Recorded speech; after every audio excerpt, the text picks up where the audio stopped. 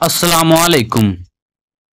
एक तलाक याफ्ता अकेली माँ ने लिखा, मैं आपको ये बात समझाने के लिए लिख रही हूँ कि अपने शरीके हयात की खूबियों की कदर करना ज़रूरी है, चाहे उनमें खामियाँ हों।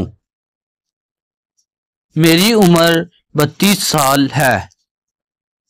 मेरे साबिक शोहर और मैंने 6 साल तक डेट की। हम बेहतरीन दोस्त थे। मैंने इंतज़ार किया यहाँ तक कि उसने कॉलेज मुकम्मल कर लिया और काम शुरू कर दिया। फिर मेरे खानदान और उसके खानदान की मुलाकात की।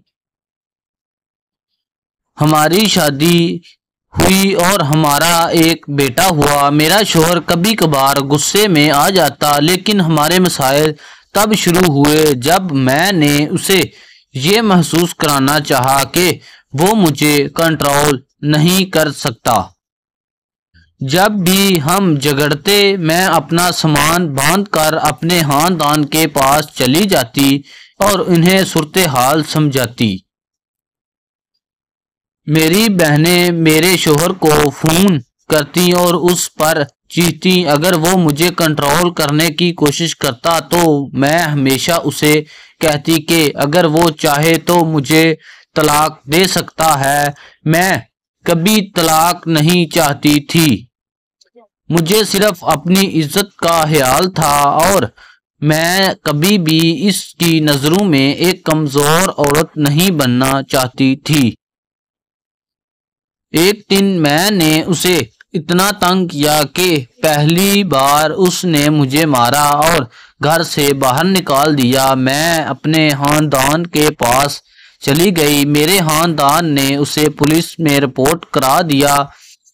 हर बार ऐसा लगता जैसे मैं ही मजलूम हूँ, लेकिन हकीकत में मैं अपने शोहर को जज्बाती तौर पर तकलीफ पहुंचाती थी।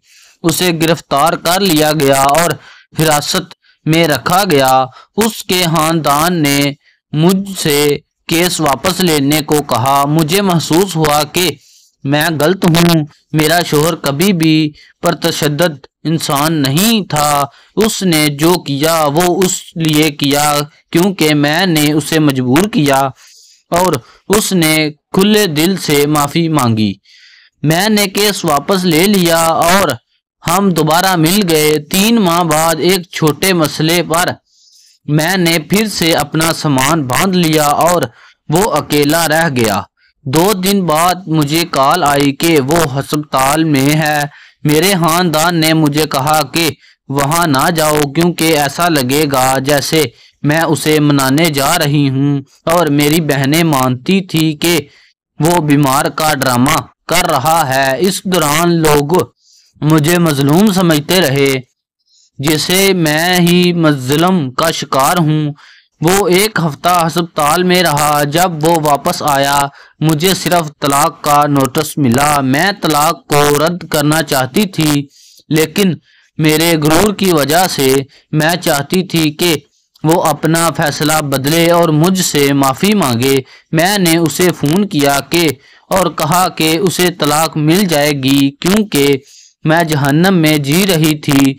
जब हम अदालत गए, मैं चाहती थी कि वो कीमत चुकाए, इसलिए मैंने अदालत से कहा कि इसकी जायदाद तकसीम की जाए। मेरी हैरियत के बाद ये थी कि उसने खुलेआम अदालत को बताया कि जो कुछ भी हमने इकट्ठा हासिल किया है वो मुझे दिया जाए। उसे सिर्फ तलाक चाहिए। हम जुलाई 2009 में तलाक याफ्ता हो गए। अब मेरा शोहर शादीशुदा है, जबकि मैं यहाँ बर्बाद हो रही हूँ। मेरे खानदान वाले मेरे बारे में चुगली करते हैं। मैं अपनी बका के लिए, अपने बेटे के लिए जो मेरे साबिक शोहर देता है उस पर इन्हिसार करती हूँ। मुझे मालूम है कि मैंने अपनी शादी बर्बाद की है। मैं यहाँ तमाम बीवियों को बता रही हूँ कि उन्हें मशवरा लेते वक्त एहतियात करनी चाहिए। धोखा ना खाएं। अपने खानदान की मदाहलत को अपनी शादी में ना आने दें। मेरे अजीज कारी, यहाँ तक कि मेरी छोटी बहनें भी मुझसे ज्यादा इज्जत पाती हैं। जिन लोगों ने मुझे तलाक लेने की तरगीब दी वो हमेशा मेरा मजाक उड़ाते हैं और मेरे बारे में बुरी बातें करते हैं।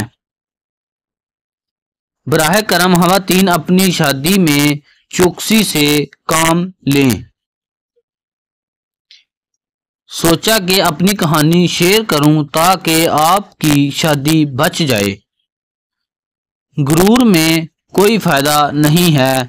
कभी कभी ये मर्द का कसूर नहीं होता, ये आपका गुरूर होता है। और वो लोग जो आपको मशवरा देते हैं कि इसलिए अपनी शादी में होशियार और चौकन्ना रहें। अल्लाह हमें बुराई से, बुरे लोगों से, उनसे जो बुराई करते हैं और दूसरों को बुराई की दावत देते हैं, महफूज रखे। या करीम आमीन। अपने दोस्तों के साथ शेयर ज़रूर करें और घर के लोगों के साथ भी। जज़ाकल्लाह।